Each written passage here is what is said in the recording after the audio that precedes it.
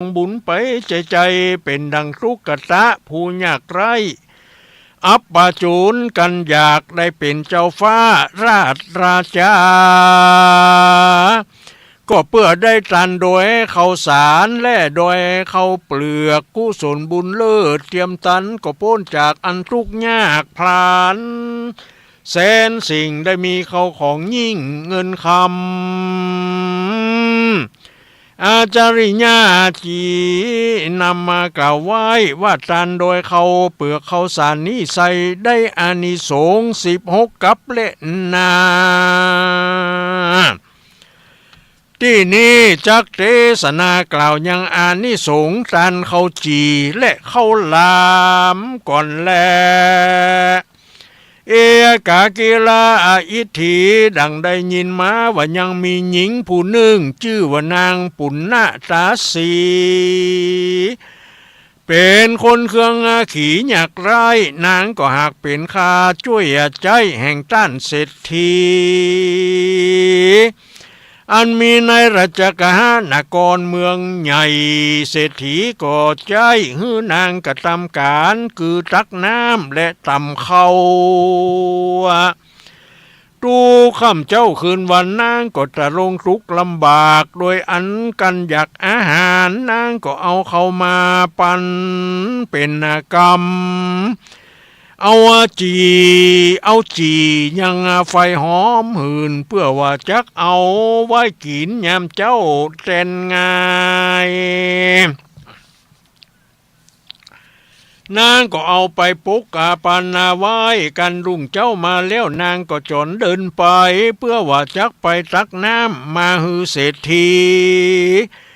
ก็ไปพบใส่ทรัพย์ปัญญูพระพุทธเจ้ามีใจบ่เศร้ายินดีลำพึงว่ากูเกิดมาชาตินี้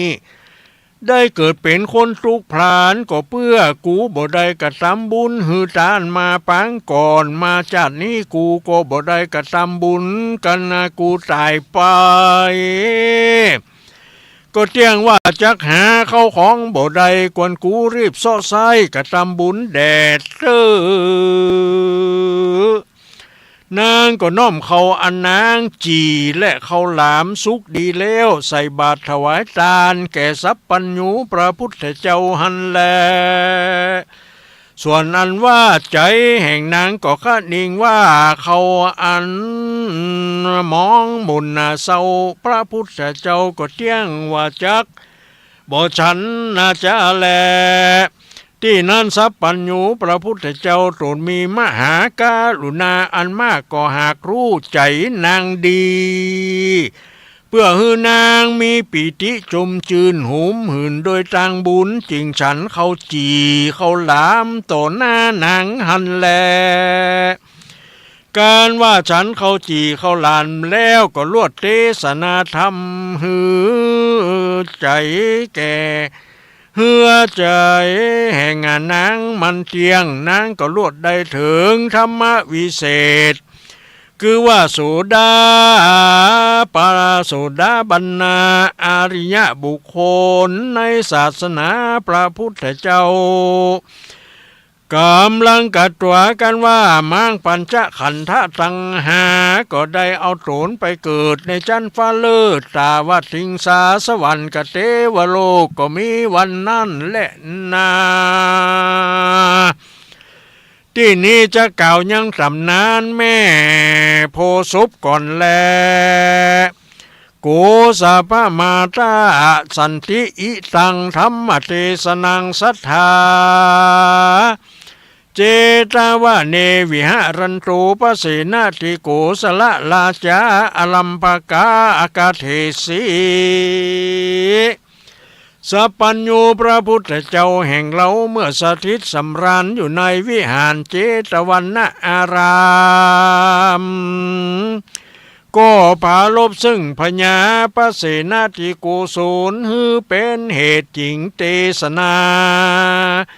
เป็นบาทคาถาว่าโกศลมาสันติกิละดังได้ยินมานี้พญาปเสนาธิโกศลกับตังเสนาอามาตย์ทั้งหลายก็เสด็จไปทอดพระเนตรเล็งพอ ยังหลวงเขาอันสุกาเหลืองงามก็ไปหันยังหญิงผู้หนึ่งนั่งอยู่ยังบนจอมปลวกมีลูกสมนมพันวันนะอันงามยิ่งนักหาผู้จักเสมอเหมือนบทได้การว่าจักเดินเข้าไปไกลแล้วก็ลวดหายไปจิงมีกรรมอัศจรรย์ใจมากจากเป็นเหตุสันใดจิงเข้าไปหาสัพพัญญูพระพุทธเจ้าแล้วก็กราบทูลสาถามว่าพันเตเพิ่งกว่าข้าแด่สัพพัญญูพระพุทธเจ้าอันว่าผู้ข้าใดไปพอกล้วยเขาว่าเหลืองเต็มตุ้งก็หันยังนางหญิงผู้หนึ่งนั่งอยู่บนจอมปลวกตามนัยยะอันกล่าวมาแล้วแต่ไปหลังนั่นแหละที่นั้นสัพพัญญูพระพุทธเจ้าจึงเทศนาว่าดุรามหาราชอันว่าปุกาละผู้นั้นบ่ใจผู้ใดไผอื่นคือหากมาได้แม่โพศพนั่นแหละอันว่ามหาราชเจ้าได้หันนั่นก็หากเป็นบุญกุศลอันมากนักแท้และนาเพื่อญาประเสนาธิโกศลจึงถามว่าอันว่าแม่โพศพนั้นได้แก่อันใดจาสัพพัญญูพระพุทธเจ้าจึงเทศนาว่าอันว่าแม่โพศพนั้นได้แก่เทวดาอันรักษายังเข้าเปลือกเข้าสารอันแลจริงเทศนาว่าอธิเตกาเลในกาละอันล่วงไปแล้วนานนักวันนานยังมีสองขาผัวเมียเป็นทุกตะเข็นใจขอทานหาเลี้ยงชีวิตไปใจก็มีลูกสาวผู้หนึ่งมีรูปโฉมนมพันวันนะอันงามยิ่งเอกทิวสังยังมีในวันหนึ่งนางกุมารี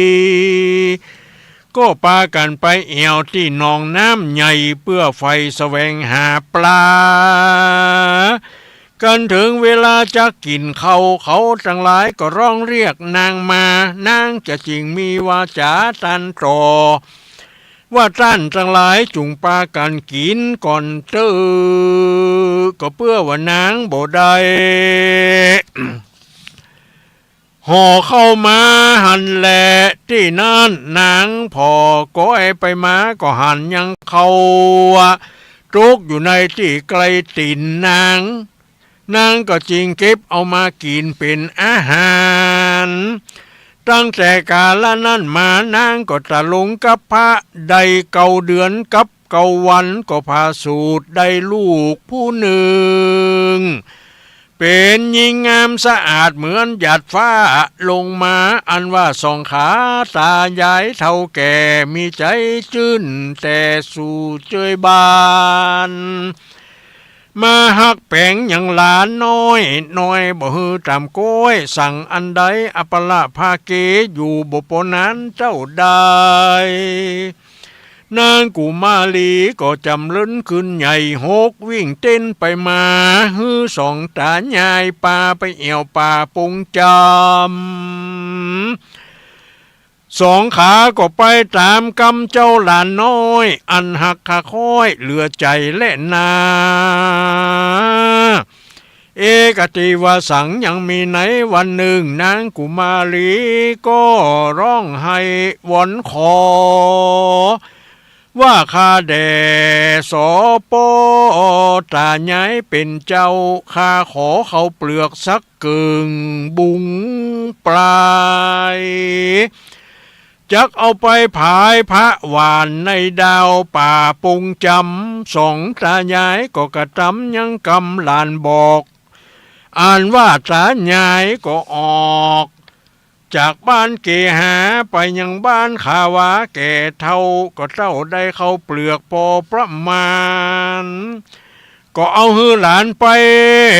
พระอาภายว่าหวานยังที่ยันป่าปงจำกันว่าไปรอดแล้วเรา สองตายายแก่เท่าก็เต้าอัศจรรย์ใจเหตุว่าป่าปงไผ่ตั้งหลายเหงาใหญ่เกิดเป็นหน้าได้ร้อยไร่สั่งขยาจิงเอาเข้าเปลือกหวานไปมาหือควายแล้วจิงได้ปีกปอกขึ้นมาและแอนนา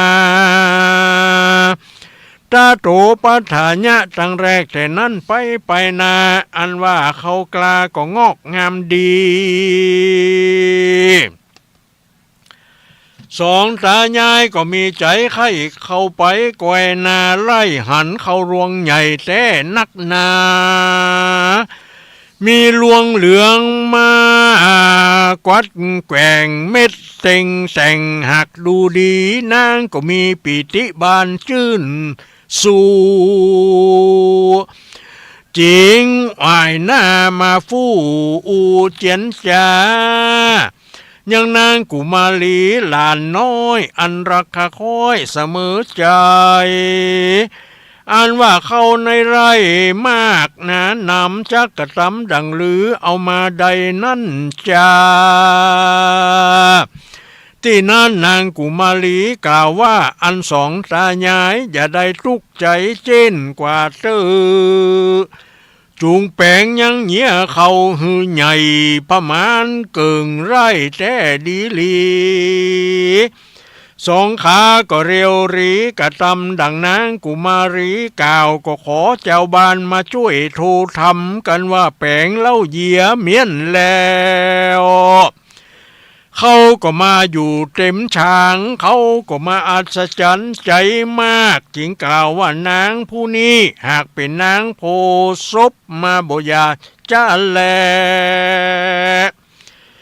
อาปราภาเกอยู่มาบ่นานเท่าใดนางกุมาลีก็อัญจุลีก็คากาบลายังแม่และสองตายายเข้าไปไหนเยี่ยช่างใหญ่ก็ลวดได้หายไปหันแลที่นั่นสองตายายและลูกก็ปากันเข้าพอในเยี่ยหลวงดังอันก็บ่หันนางแต่ที่ต่างใดจิงปากันอัศจรรย์ใจก็มีมากนักแลจิงหามายังเข้าสุกถ้วยหนึ่งถ้วยอันสุกดีหน่วยหนึ่งกล้วยอันสุกดีหน่วยหนึ่งกับน้ำใสสะอาดหนึ่งกระบอกเอาไปวางไว้ยังที่เหี้ยเขาแล้วก็เต้าเขียนยังกำปู่จาแม่โพศพว่าพุทธปู่จามหาเตจะวันโตธรรมปู่จามหาปัญโย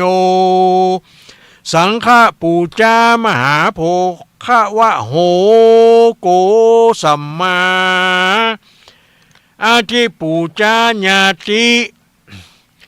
ว่าสองตีก็มีวันนั้นแหละตั้งแต่กาลนั้นมาอันว่าสามคนพ่อแม่ลูกก็มั่งหมุนตุนเต้าไปโดยเขาของสัมปติเขาในเยียเขาก็บ่ฮู้จักบุกบางสักเครือก็เป็นอันจำเริญบันใจมากนักนาแลอันว่าคนทั้งหลายอันกระทำไรนาแล้วก็จุงปากันมาเขียนเอายังกำไว้บนเหี้ยเขาแล้วหามายังเขาสุกถ้วยหนึ่งกล้วยสุกหน่วยหนึ่งและน้ำบอกหนึ่งปูจาไว้บนหอหลองเขาก็จักมั่งมุนตุนเต้าโดยเขาของสัมปติเขาในเยียเล่าก็เต้าบ่มีผีตัวใดเอาไปกินได้ก็เพื่อว่าแม่โพศพเจ้าหากรักษานั่นแลประเสนะทิโกสละราชาส่วนพญาประเสนะทิโกสุนราชาเมื่อได้ฟังธรรมเทศนาแห่งสัพพัญญูพระพุทธเจ้าแล้วก็มีหรทัยใจจมชื่นยินดีเสียงความวิตกกังขา ก็ไว้สากราบอำลาพระพุทธเจ้าแล้วก็เข้าไปในวังหลวงก็มีวันนั่นแหละเทศนาปริโยสาเนในเมื่อแล้วธรรมเทศนาโสรุจนาสัพปุริสะทั้งหลายจุงขวนขวายเอาใจใส่ในกองบุญกุศลไปใจถึงทุกยากไรก็จุงหือได้รักษาศีลธรรมอย่าได้ไปกระทำตั้งบาปก็เที่ยงว่าจักได้ปูนจากทุกยากตั้งพรานเหมือนดังเจ้าสุริยะกุมารหันแลประการหนึ่งนั้นอันว่าการกระทำบุญสุนทาน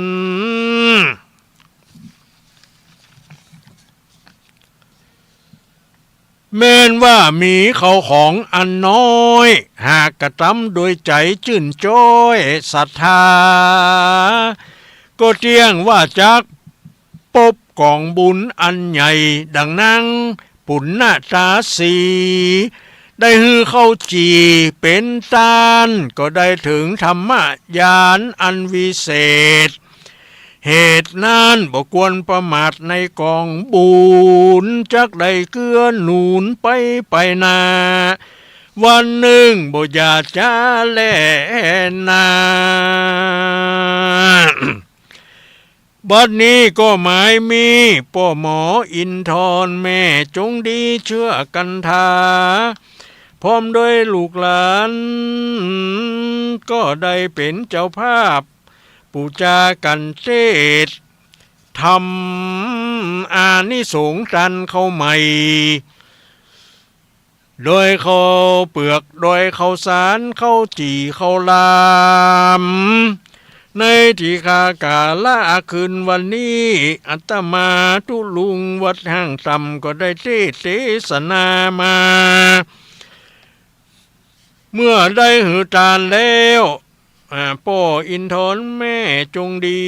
ก็จักทำบุญสะส่วนกุศลไปหายังดวงวิญญาณของพ่อครูอินคำแม่บัวลอยขุนแก้วและพ่อหลวงเป้งแม่หลวงปิมปาเชื่อกันทาและขอเผยผายใจบุญไปหายังเทวบุตรเทวดาเจ้าทั้งหลายอันหมายมีลูกขเทวดาปัปปตาเทวดาอากาสะเทวดาโสกามาวจละเทวดาอินทราพรหมยมราชนางนาถไทยธรณีสลีกุตาอามาตในหนังสือ32ตนจำบุญและตนจำบาปสนจำน้ำหยาดหมายตานจุงได้มาพัฒนาอนุโมทนารับเอาซึ่งส่วนบุญกุศลในที่คากาลบัดนี้บ่เจ้าแต่นั่นกระจักเผยผายยายบุญไปหายังเจ้ากรรมนายเวรสรรพสัตว์ทั้งหลายก็จุงได้มาพัฒนาอนุโมทนาบ่เจ้าแต่นั่นก็จักทำบุญสะสมกุศลไปหายังพญาปาประเคราะห์ตั้ง8อันพัดเตวแวดไปมาในตวัฏจักร12ราศีมีพระอาทิตย์มีรัศมีแก่นกาพระจันทร์หลักนาสุกุมารอังการวิเศษพุทธเปตเปาสีพัสวดีเลิศล้ำสุขพัมผิวขาวโสริเปล่าไหลสำเราปั้มใจดำเกตจำจือมันเมียดหมู่โลกานวคาตั้งเก่านะคัตลึกเจ้าสาว7ตัวเม่นตัวใดได้เป็นป่าประเคราะห์แล้วก็จุงกลาดแกล้วล้านนี้คือเคราะห์ทางเหนืออย่าได้มาไกลเคราะห์ทางใต้อย่าได้มาโปกเคราะห์ทางวันตกอย่าได้มาปอกเคราะห์ทางวันออกอย่าได้มาถูกต้องฝูงป่าประเคราะห์พำพร้อมคือว่าเคราะห์ปีเคราะห์เดือนเคราะห์ยามเคราะห์อุบาทพยาธิกังวลอันตรายทั้งหลายนานาต่างๆเคราะห์เมื่อรับเมื่อตื่นเคราะห์เมื่อยืนเมื่อเตียว เคราะห์เมื่อเกี้ยวเมื่อจันเคราะห์เมื่อคืนบ่หันเคราะห์เมื่อวันบ่ฮู้คอเมื่ออูเมื่อจ๋าเคราะห์นานาต่างๆจงก็เป็นโสมะตัวใดเป็นโสมะแล้วก็จงนำมายังโจกปีโจกเดือนโจกวันโจกยามอายุปีอายุเดือนอายุวันอายุยามนับตั้งแต่ที่ข้ากาลบัดนี้เป็นต้นไปแม่นอยู่ก็ขอให้มีใจไปก็ขอให้มีโชคลาภผ่าแป้ข้าศึกศัตรูหมู่ปัจจามิตรคิดสิ่งใดในทางที่ถูกที่ชอบประกอบด้วยธรรมก็ขอให้พลันสำเร็จดังมโนรสนั้นจุงจักมีเที่ยงแท้ดีหลีอัตมาตุลุงวัดห้างตำได้เทศนาธรรมอานิสงส์ตันเข้าใหม่โดยเข้าเปลือกโดยเข้าสารเข้าจีเข้าลามก็สมเปิงกวนขอจบลงปลงไว้เพียงเต้านี้ก็บังโกมสมเร็จเสด็จสาธุดีแล้วก็เสียงเกี่ยวกับพจน์เนาะพอดีตั้งเสียงจบหน่อยยังแควนหน่อยเนาะก็เทศได้อยู่ทำนี่หนาพอสมควรเนอะถ้าพระน้อยอ่านนี่ไทยแต่งแง่อยู่เนี่ยเนาะ เอาเปล่าออกโอแทนเนี่ย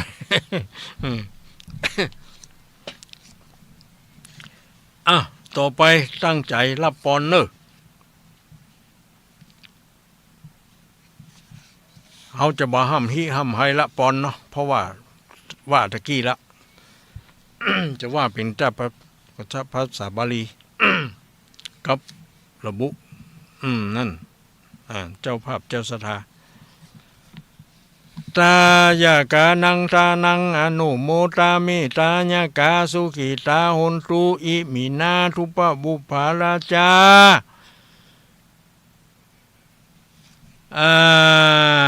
พระธรรมเทศนาอานิสงส์ตันเข้าใหม่โดยเข้าเปลือกโดยเข้าสารเข้าจีเข้าหลามได้เทศนาจบไปแล้วก็ขอบุญกุศลปกครองห่อหุ้มยังพ่อแม่พี่น้องศรัทธาตั้งหลายอันหมายมีพ่อหมออินทร์แม่จงดีเชื่อกันทาพร้อมโดยญาติพี่น้องลูกหลานและศรัทธาประชาชนที่รับฟังอยู่ในขณะนี้จุผู้จุคนก็ขอให้มีโชคลาภวาสนาบารมีคุณงามความดีอยู่กับตัวตลอดไปนั้นจุงจักมีตำในยาคาถาภาษาบาลีวเตอัทลทาสุขิตาวิรุณหาพุทธศาสเนอโรคาสุขิตาโหทะสหสเพหิยาติภิ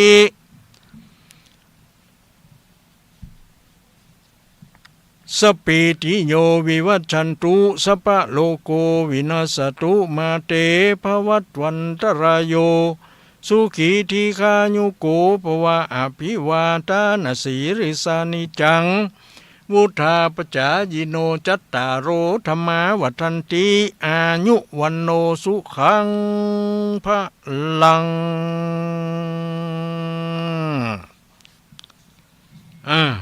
จบลงไปแล้ว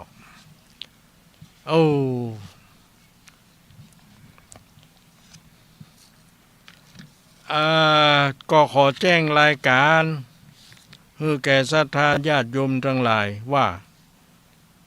เมื่อวันเสาร์ที่20 มกราคมที่ผ่านมานี่ทางวัดห้างต่ำตำบลป่างิ้วอำเภอเวียงเป้าจังหวัดเชียงรายได้จัดงานวันเด็กแห่งชาติจัดที่วัดห้างต่ำตำบลป่างิ้วอำเภอเวียงเป้าจังหวัดเชียงรายตามที่ได้ประกาศให้แก่ญาติโยมได้รับทราบ ก็มีญาติโยมทั้งหลายเข้ามาร่วมกิจกรรมจำนวนละอ่อนจำนวนเด็ก196 คนเท่าที่มาลงทะเบียนนะที่มาลงทะเบียนแหมไทยมีอยู่อันนี้เฉพาะที่มาลงทะเบียน196 คน196แล้วก็มีรถจักรยาน8 คันที่เอามาออกรางวัลแจกมอบเพื่อแก่เด็กตั้งหลายก็ได้กันไปโดยทั่วหน้ากันเนาะ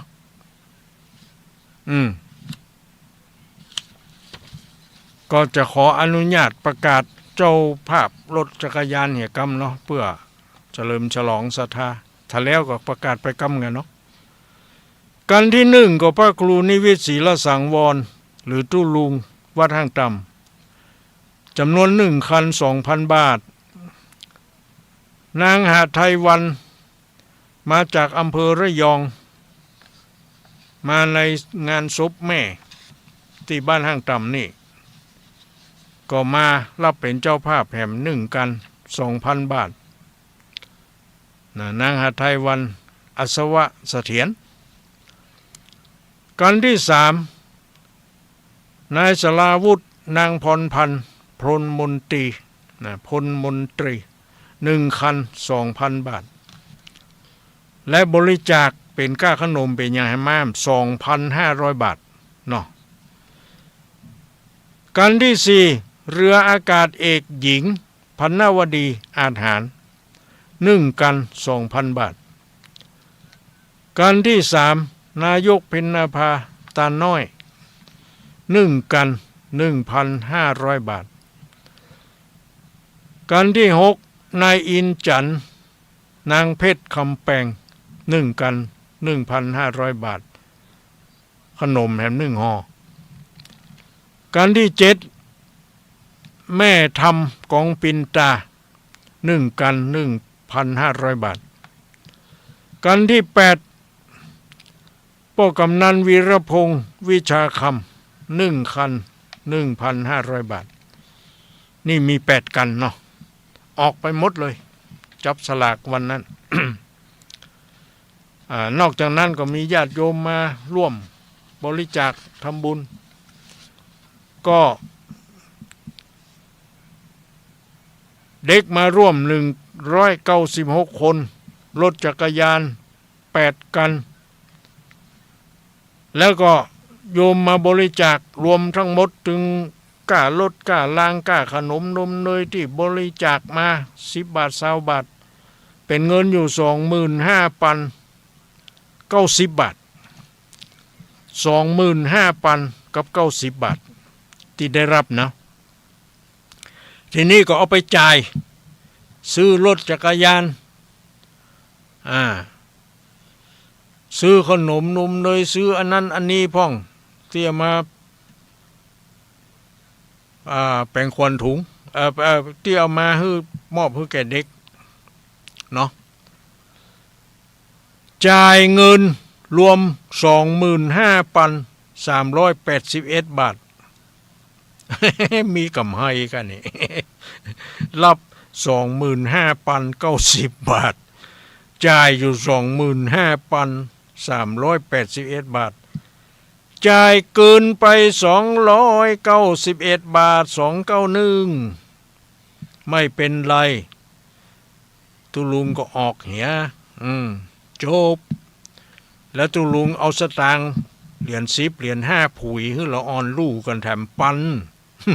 วันนั้นอันนี้ก็ทำบุญไปอย่างไปเนาะเขาก็ไม่ใช่ว่าเชิญชวนแต่ญาติโยมตัวเองก็ต้องทำก็มาอั้นตัวเองก็จะบัดได้เนาะได้ก็ให้มันได้เหมือนกันถึงเปิ่นถึงเฮาได้อิ่มหนำสำราญได้บุญได้กุศลเนาะอันนี้ก็ต้องสาธุอนุโมทนาผู้ใหญ่ใจดีทุกคนทุกท่านที่ได้มาร่วมกิจกรรมสนับสนุนงานวันเด็กแห่งชาติละอ่อนมันก็ม่วนงานกัน ได้กินขนมนมเนยวันนั้นขนมนักโอ้โหแจกกันไปหมูกี่รอบเนาะญาติโยมเอามากันเพื่อที่ได้จดชื่อก็มีที่บ่ได้จดก็มีบ่เป็นหยังเนาะเทบุตรเทวดาหูหันคุณความดีมันหนีไปไหนอยู่ที่ในใจของท่านนั่นเองเนาะอนุโมทนาเนอสาธุปีหน้าว่ากันใหม่อันนี้บัดเดี๋ยวนี้21:30 นาทีเนาะ21:30 นาทีก็คงจะเปิดโอกาสค่ะให้ญาติโยมทั้งหลายที่รับฟังกันอยู่ทุกที่ทุกแห่งทั้งไกลทั้งใกล้มีจังใหม่ลำปางลำปูนแป้น่านแม่ฮ่องสอนแถวกรุงเทพ จังไห้ เนาะพายุที่ไหนยังได้รับฟังรายการประทีปธรรมในวันพฤหัสบดีนี้มีความคิดหันเป็นจะใดก็ขอให้ติชมมาติเพื่อก่อยอเพื่อทำลายนะว่าไปตามความเป็นจริงดีบ่ดีอย่างใดควรจะแก้ไขตรงไหนนี่เนาะก็ให้ญาติโยมแนะนำมาเนอะสายแรกมาแล้วเนาะเจริญปอนจะไม่สาเจ้าตุลุงโทรมาจากบ้านห้องละปูนเป็นเจ้าบ้านห้องละปูนเนาะแม่เนาะรับฟังเป็นจะได้ชัดเจนดีเจ้าทางธรรมวันนี้อย่างก็อันนี้ส่งตามข้าใหม่เจ้าตามข้าใหม่เนาะชัดเจนดีแล้วก่อนวัดห้วยจงซักนะเจ้าวัดห้วยจงซักเนาะเจ้าขอบใจนุโมทนาขอบพระคุณเนาะเจ้าของฐานีเปิ้นตัวยกำลังใจทุลุงเด้เจริญพรเจริญพรดีแล้วดีแล้วแม่สายทองโทรมาเป็นสายแรกเนาะอยู่ดีมีสุขต่อไปสายที่2มีก็จ้ะมีก็เข้ามาตอนนี้เขาก็เปิดโอกาสอยู่เนาะมาแล้วบอเจริญพรเจริญพรว่าได้มีไหนเฮียไม่จ้าจะหลวงพ่อเจ้าจ้าแต่ว่าเมางมสวามอยู่ค่ะจากแม่สลัดเจสอนนะเจ้าแม่สลัดเจสอนอำเภอปาเมืองปานฟังทำกับม่วนเนาะทำเหรอม่วนกะได้กระม่วนกะหนังไว้นี่เนาะได้กระม่วนกะบอกเข้าใจกะเข้าใจก็เข้าใจดีเนาะดีแล้วธรรมสวนามัยธรรมเทศนามัยเนาะขอได้บุญได้กุศลเหมือนกันถึงผู้ฟังผู้เทศสาธุสาธุเนออนุโมทนาแม่สลาดสายต่อไปเนาะเขาแบ่งกันกันไปนักหลายอยู่ที่ไหนยังได้รายงานมาใหม่ก็ได้เก่าก็ได้มาแล้วเจริญปอนบริษัทท่านป่อบุญธรรมบ้านปุ่งหนองเวียงปะเป้าครับป่อบุญธรรมบ้านปุ่งน้องเวียงปะเป้าครับผมว่าจะได้รับฟังเป็นจะได้รับฟังก็ชัดเจนดีครับชัดเจนดีเนาะดีแล้วครับบริษัทตัวอยู่เนอะเข้าใจด้วยเนาะครับเอาละขอบุญรักษาเทวดาคุ้มครองเน้ออยู่ดีมีสุขอยู่รอดปลอดภัยเจริญพรป่อบุญธรรมบ้านปุ่งน้องสายต่อไป สายต่อไปมาแล้วเจริญพรท่านเจ้าตุลงสะเคียดแม่อินมาแล้วบ่บ้านเสมอฟังไม่วางเรดิโอนะเจ้าฟังไม่วางเรดิโอเนาะแม่เนาะชัดเจนดีชัดเจนเจ้าบ่ได้ตามข้าวจีข้าวหลามสักการแค่ข้าวเปลือกข้าวสารเยอะมันจะได้อันที่ส่งที่69อยู่เนาะได้กะเจ้าฟังม่วนทำของม่วนจัดติ๊บกับซอกันเนอะอันกะโอ้อันได้เข้าใจดีเนาะ เออดีละดีละเป็นกำลังใจให้ลุงอนุโมทนาสาธุอยู่ดีมีสุขอ้าวมาแถมแล้วไปได้ตาเจริญปอน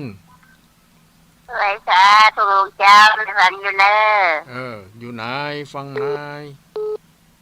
จากไหนแม่เลี้ยนกันต่อวังเหนือลำปางเนอะแม่เรียนสันต่อบางเหนือลำปาง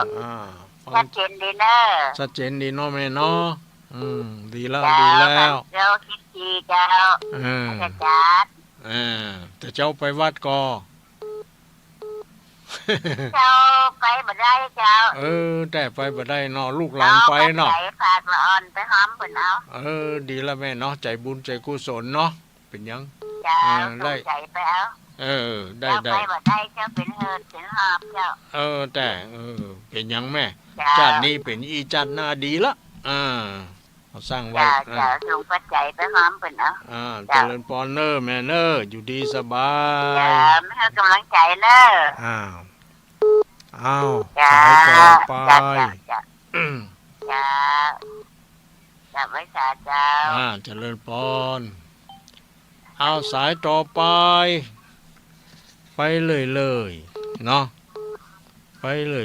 ย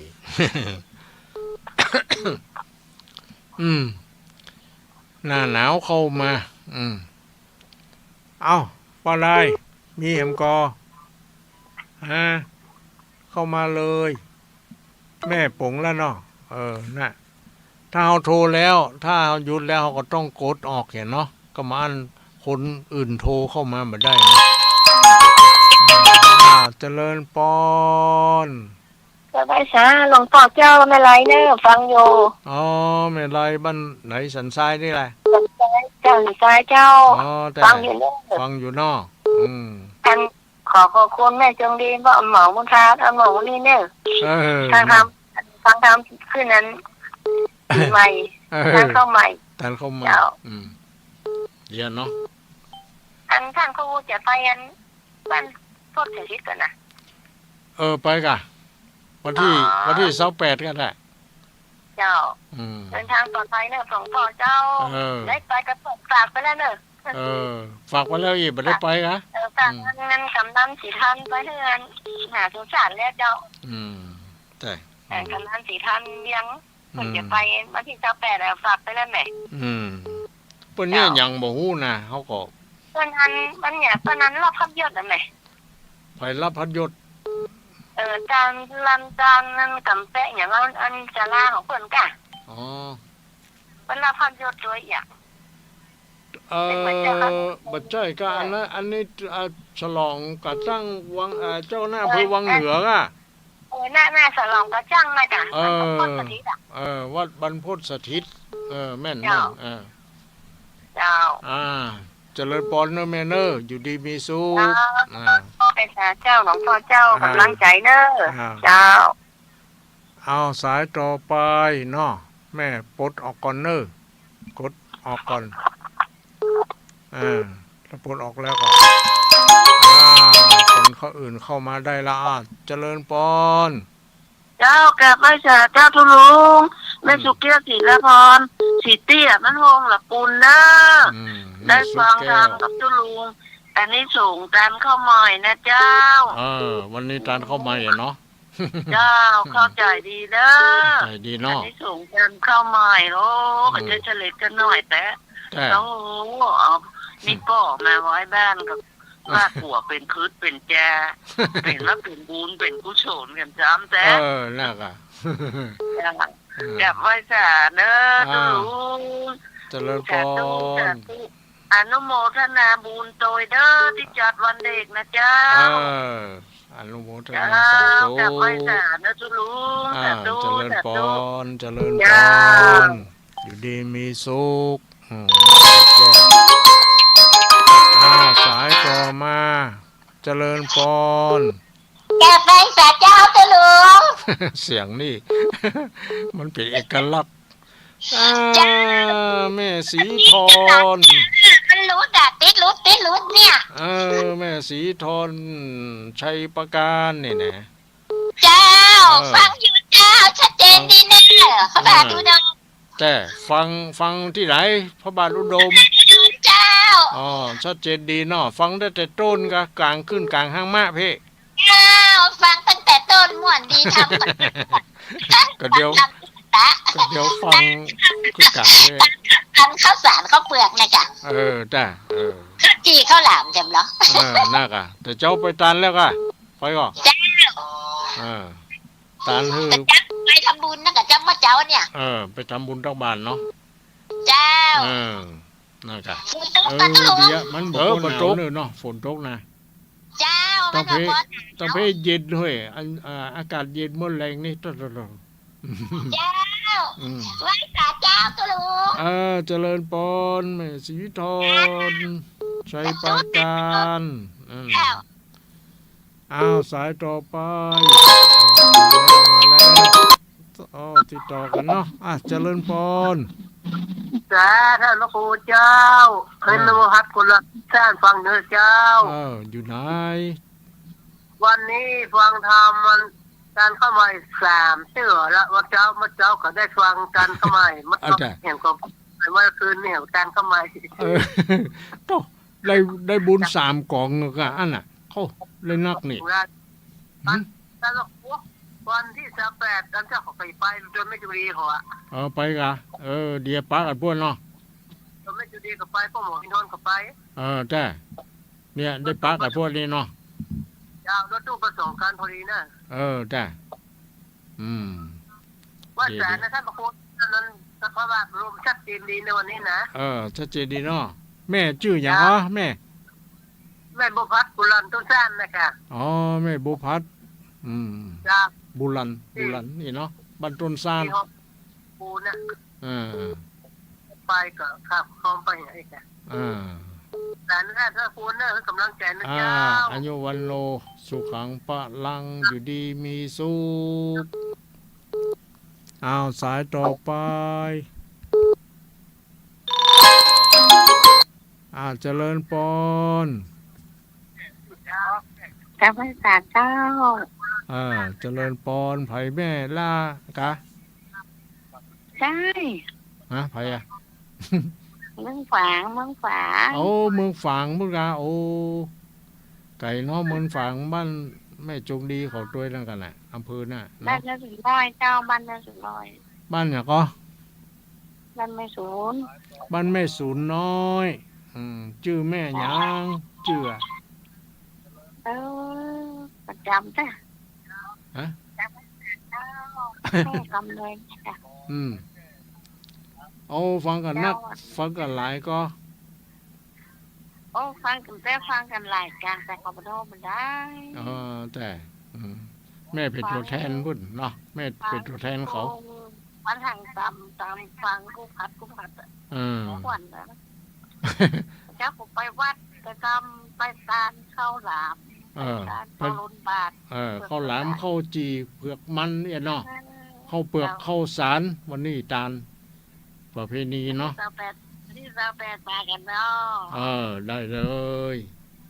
ป้ากันที่พวดเนาะไปถึงก่อนหมดเลยไก่อะละเนาะไก่จะต้องให้ไก่เป็นดีฮะจะพูดไก่กว่าทางนี้ก่อนนี่ไก่ก็ตัวไม่พัดกันนะกันไปตัวกันได้เอารถไปได้หมอรถมาเนาะตู้ว่ะดีละเนาะเจริญพรเนออยู่ดีมีสุขอนุมันขวัญยืนสาธุสายต่อไปเนาะแม่กดออกก่อนเนอกดออกแล้วสายต่อไปไผจะเข้ามาแถมไกลๆมีกออย่างเนาะรายการนี้ก็คือรายการประทีปธรรมนี่เนาะวันพฤหัสบดีที่2 3 4ของเดือนนี่เนาะเดือนหนึ่งมันมี4ไม่มี4พฤหัสบดี แต่ว่าพระหัสบดีแรกอันนี้เขาบ่ได้ออกเนาะเปิ้นตระกูลเปิ้นออกกันเขาก็มา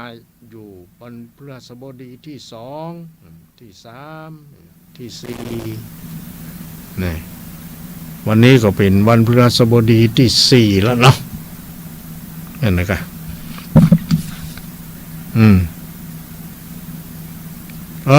เป็นวันพระ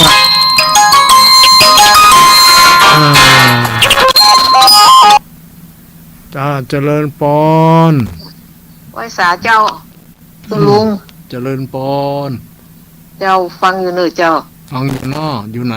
เจ้าอยู่ลำปางเจ้าซบตุ๋ยเจ้าอยู่ซบปุ๋ยละซบตุ๋ยลำปางจุแม่เจ้าแม่กาญจนาเจ้าแม่กาญจนานออยู่ใกล้กาดซบตุ๋ยฮะกะก็ว่าเจ้าอยู่เป็นซอยอยู่ซอยเข้ามาน้อยเจ้าแต่กูเจอเขาไปเขาจ้างไปซื้อของไปอย่างนั้นอยู่เจ้าสุบตุ๋ยตุลุงนี่เบอร์ตีไทยปฏิทินนี่ตุลุงนี่ติดเบอร์13นั่นจะก็จะไหนเบอร์หยังวินิจศิลสังวรเนี่ยเจ้าตุลุงแม่นน่ะกะเจ้าติดเบอร์13เจ้าในรูปฮะเจ้าในรูปฮะนั่นน่ะคนได้13เนาะเจ้า13เจ้าหันล่ะตุลุงคนใดหน่อยเจ้าเขาก็จังไปบ่อยกะอันที่บ้านปรุงใจบ้านอย่างบ้านน้องอยู่หั่นหรอกน้องเคยอยู่แถวไหนเจ้าอยู่ปรุงใจยังกะอยู่ปรุงใจนี่ไก่เลยเจ้าไว้นักนะใจเนาะซุปตุ๋ย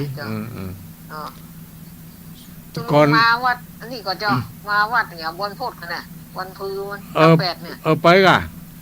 นิมนต์น่ะเจ้าเจ้าก็ไปมาวันนี้แล้วเนี่ยอันละว่าเป็นวัดป่าเนาะเจ้าวัดป่ากะเจ้าเป็นวัดป่าเนี่ยเนี่ยค่ะคนเจ้าคณะอำเภอวังเหนือเพิ่นไปอยู่ปุ้นเนาะปุ้นนี่เนาะน่าจะวัดป่าไปหันแถววันนี้เจ้าว่าลองไปพอด้วยเพิ่นกำลังช่วยกันเนี่ยแล้ววันที่28บ่ได้ไปกันไปอยู่ก็เจ้า28บ่ได้ไปเจ้าเจ้าก็เป็นกระดูกทับเส้นนะไปกับพวกซวกไม่เต้าไปตู้เตะไปยังไงลูกอันแหละแล้วไปพอแล้วเจ้าเรียกว่าเป็นจะได้อยู่คนเป็นแต่งมาเป็นวัดป่าเนาะวัดป่าเนาะคือนี่มืดเข้าไปหันเลิกกันนะเจ้าหลายกิโลกันเลิกอยู่กันเขาว่าประมาณ 2-3 กิโลอ่ะอยู่ได้เจ้าพอ3-4 กิโลพุ่นน่ะมาพอนี่แล้วเจ้าน่าก็บ่ได้ไปสมกำเตี้ยเนาะก็ลองไปพอบ่ได้ไปกำเตี้ยเลยเจ้าเจ้ามันเปลี่ยนเจ้าเจริญปอนเนอร์อยู่ดีมีสุขสาธุเจ้าสายต่อไปเขาก็เปลี่ยนกันเนาะแก้ง่อมแก้งานแก้เครียดไปใครจะเข้ามาเลยเข้ามาได้ตอนนี้ก็ว่างแล้วที่ไกลๆรายงานมาเนาะอยู่ที่ไหนตั้งได้ไก่หมกได้รับฟังเป็นจะได้เนาะแม่สายเนาะแม่สายก็จัดไก่เหมือนกันนะเนาะวันนี้ก็ไปจังไห้ไปตั้งแต่6 โมงไปที่วัดอันอย่างก็วัด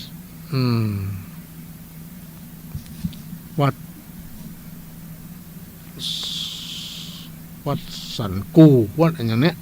เปิ้นนั่นปลูกพระศรีมาไปสวดถอนพื้นที่พระศรีมามาพอเย็นเนอะพอค่ำ5 โมงปลายรายการที่ท่านทั้งหลายรับฟังนี่ก็เป็นรายการประทีปธรรมอันนี้แล้วเจริญปอนไปสาเจ้าตุลุงเจริญปอน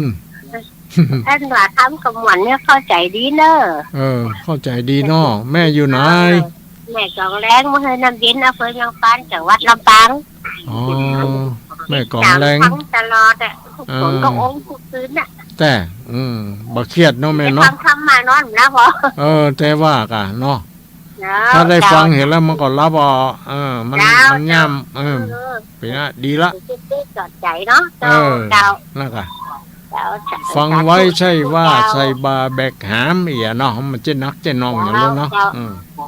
เจ้าสาธุเจ้า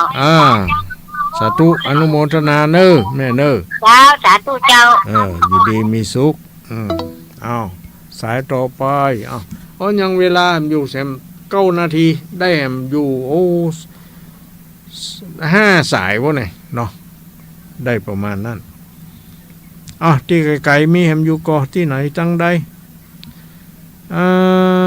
ตังอัน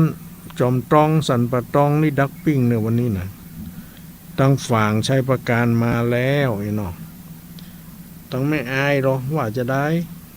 แม่อายแม่ริมแม่มาลัยไอ้เนาะโดยรอจอมตรองสันปะตองมาทางลำปูนเห็นหรอลำปูนลำปางแป้น่านนี่ค่อยหายไปเด้อกับอันเนี้ยอย่างก็พะเยาโดยดอกคำใต้เนาะกูเจอดอกคำใต้นี่โอ้เยอะเลยนักเลยโยมเขาโทรมาฟังนะเนาะนักที่ไกลๆนี่ใครหูว่ามันไปถึงมกใดอย่างใดเนาะก็เป็นรายงานการรับฟังเนาะเขาจะได้หูได้มีกำลังใจถ้าท่านจะโทรมา081993เนาะ4074 081 993 4074จำง่ายเหมือนกันเนอะนี่นะเนาะรายการประทีปธรรมวันพฤหัสบดีดำเนินรายการโดยตุลุงวัดห้างต่ำตำบลปางงิ้วอำเภอเวียงป่าเป้าจังหวัดเชียงรายพอถึงวันพัดมาก็มาทำรายการมานี่1 สายเจริญปอนไหว้สาเจ้าตุลุงเจ้านี่แม่บัวจันทร์บ้านหลวงตำบลนาขวาอำเภอแม่ทะเรเดอร์อำเภอแม่ทะจังหวัดลำปางเนาะเจ้าไก่นะกั้นโหจนปอหัวมือแปบอันว่ะมันจะได้หามันตันเข่ามันตันเขามันทับกันนี่เนาะแม่เนาะไผ่ใกล้ไผ่แรงกว่าคนนั้นเข้ามาเนาะใช่ปิยะนะมันเป็นยังอยู่ที่ความเพียรพยายามความตั้งใจทำผลสุดท้ายมันก็สำเร็จเจ้าไม่ฟังเข้าใจไม่ฟังถึงวันทุกตนทุกองค์จะมันโถบัดตันเขามันเป็นยังแม่ฟังแล้วก็เขาโทรก็ฟังเขาด้วยไปฮะก่อนเจ้าให้เป็นกำลังใจเนอะดีละแม่ชื่ออย่างก็แม่บัวจันทร์เจ้าแม่บัวจันทร์อยู่บ้านอำเภอแม่ทะบ้านหลวงตำบลนาขวาอำเภอแม่ทะเจ้าตำบลนาปัวอำเภอแม่ทะเจ้าอำเภอแม่ทะจังหวัดลำปาง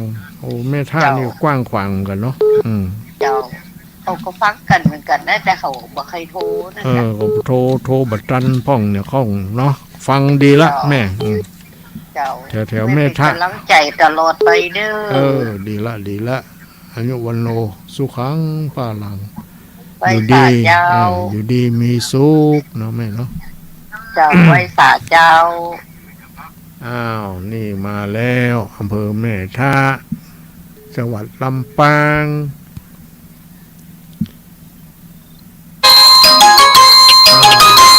เจริญปอนเจ้าสังฆคูแม่บัวลอยไผ่ฮะบ้านสุกก็ตำบลตะก้ออำเภอแม่สวยเจ้า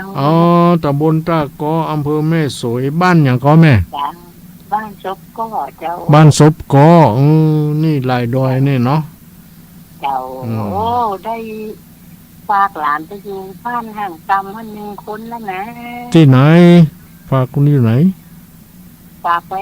บ้านห่างตำมันกลับไปเป็นหลานคนบ้านห่างตำมันแล้วแต่บ่ได้ถามชื่อหลานเสือ วันหน้าก่อนจะได้ไปหาหุ้มโห่ บ้านแม่ต่ำนี่นะเจ้ามันอยู่บ้านแม่ต่ำอยู่บ้านแม่ต่ำลานเคยตลอด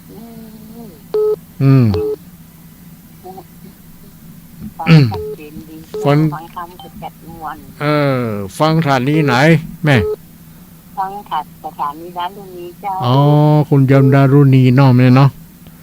ขึ้นนั่น103.50ดีละหายงอนหายเงาคลายเครียดน้ำแม่เนาะฟังตุลุงฟังฉันก็คูเขาโม่กูตูนกูโอ้เจ้านั่นเนาะเหมือนก็เขากี่เข้านะกับแม่น้ำพริกก็มีแกงแค่ก็มีสูนกันหลายสิ่งหลายอย่างได้ก้อนตอนไม่แต่งขึ้นก็ได้ก้อนเจ้าได้ก้อนตื้นขอทุกวันขอทุกวันเจ้าดีแล้วแม่เนาะแต่ไปวัดไปก็ได้ถึงกระดูกทับเส้นนะเจ้าได้ย่างโกกะนะโมเนาะมาสะดวกเนาะแม่เนาะก็เป็นยังจิตใจเขาถึงแล้วเขาดีละนะขออยู่ดีมีสุขเนอเบเดอร์เจริญพรเจริญพรเอาละใครจะโทรเข้ามาได้อีก2 สายสายแรกมาแล้วเจริญพรเจ้ากับไอ้สาเจ้าตุลุงเจริญพรจากไหนจ้าแม่คำนวณวันนินดันตะบนถึงสอนอำเภอลำปางเจ้าแม่คำนวณเจ้าฟังเป็นเจ้ามาเด้อพระสะจะอยู่ด้วยฟังสักวันนี้อิ่มบุญวันนี้อิ่มบุญเนอะวันนี้พระเจ้าก็ได้เงินเนอะอันนี้สงการเข้าใหม่เจ้าเปิดกับเทศเจ้าละกรรมนี่เนาะเทศวัดนะเทศสถานีเนี่ยเทศที่ไหนฮั่นหมูอาจารย์มันยงก็ใส่เจ้าแต่เจ้าโอ้เด็กได้เงินซ้ำไปเห็นก็จะเข้าใจที่เห็นเนาะอายุวันโลสุขังพลังเลยแม่เนอบุญรักษาเทวดาคุ้มครองมีอยู่รอดปลอดภัยอยู่ดีมีสุขได้อีก1 สายเนาะมาเลยเจริญพรนมาตะการเจ้าจุลุงเจริญพรจากไหนจ้าฟังอยู่เจ้าฟังอยู่เจ้าไผนี่ฮะอยู่สันปะตองอยู่บ้านศาลานี่เจ้าอำเภอสันปะตองอยู่บ้านศาลาเนาะแม่ชื่อยังแม่บัวคำเจ้าบ้านศาลาแม่ต๊อกตองนี่เจ้าแม่บัวคำฟังชัดเจนดีก็ชัดเจนดีเจ้าชัดเจนดีเนาะฟังสถานีไหนฟังเหมือนให้ฟังที่ลิงเนี่ยมันนอนบ่หลับแต่ได้ฟังแล้วนอนหลับเนาะโล่งโซ่นอนหลับสบายดีละอันนี้ก็เจ้าพระธรรมคำสอนเจริญพรเนอโยมเนออยู่ดีมีสุขสาธุเอาละญาติโยมทั้งหลายมาถึงช่วงสุดท้ายแล้วเนาะตอนนี้เขาก็คงจะหมดเวลาแล้วเนาะเขาก็ก่อยปะกันใหม่เนอในวันพฤหัสต่อไปหน้าขออำนวยอวยพรให้แก่ญาติโยมทั้งหลายที่รับฟังรายการที่อยู่บอกว่าอยู่ไกลอยู่ใกล้อยู่ที่ใดก็ดีก็ขอให้อยู่ดีมีสุขเนาะอายุมั่นขวัญยืนประจักษ์ทุกโศกโรคภัยไข้เจ็บนานาประการให้มีความสุขความสำราญเบิกบานใจมีโชคลาภวาสนาบารมีมีคุณงามความดีอยู่กับตัวตลอดไปทุกคนทุกท่านขอให้โชคดีมีความสุขตลอดปี2567เบื้อนกันทุกคนด้วยเถิด